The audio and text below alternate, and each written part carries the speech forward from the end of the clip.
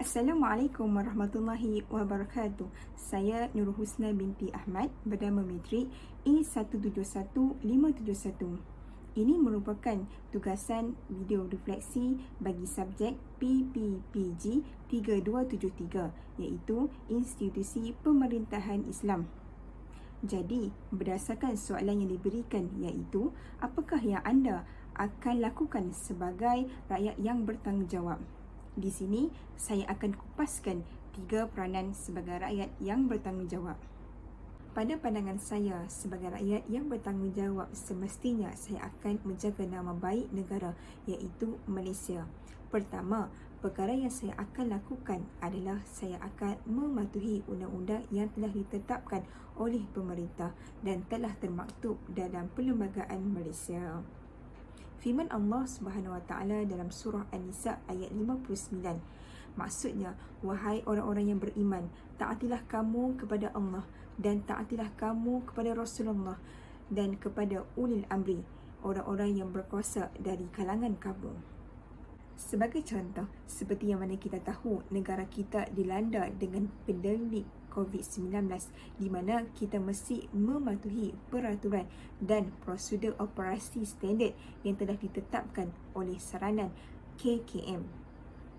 Selain itu, kita perlu mengamalkan penjarakan sosial 1 meter di mana boleh membantu negara melawan COVID-19.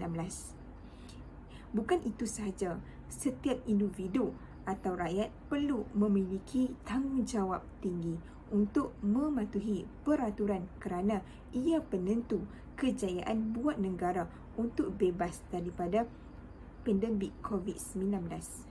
Seterusnya, sebagai rakyat yang bertanggungjawab, saya akan bertindak untuk menjaga dan memelihara alam sekitar.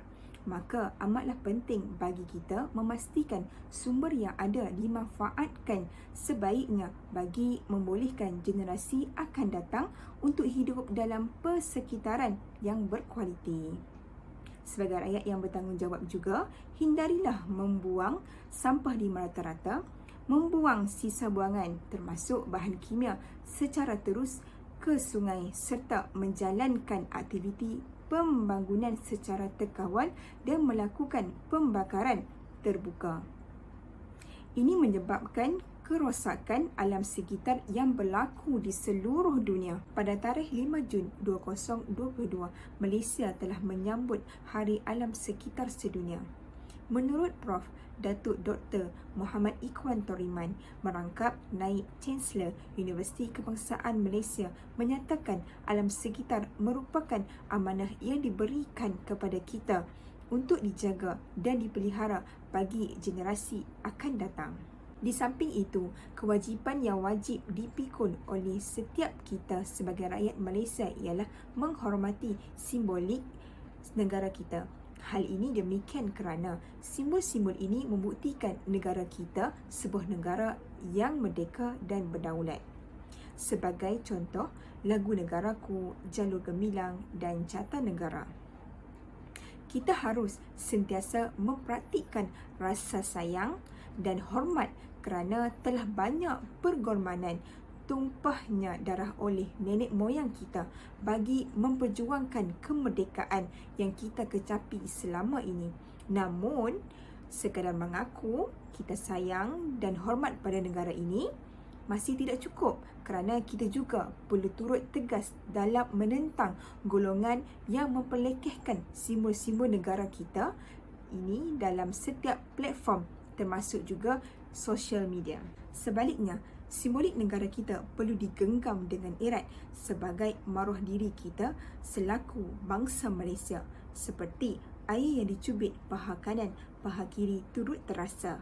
Apabila rakyat Malaysia berganding bahu, bersatu hati dalam menjaga kehormatan simbolik negara, sudah pasti dapat memartabatkan negara ini supaya imej negara tercinta mekar di sentero dunia sebagai sebuah negara yang dihormati.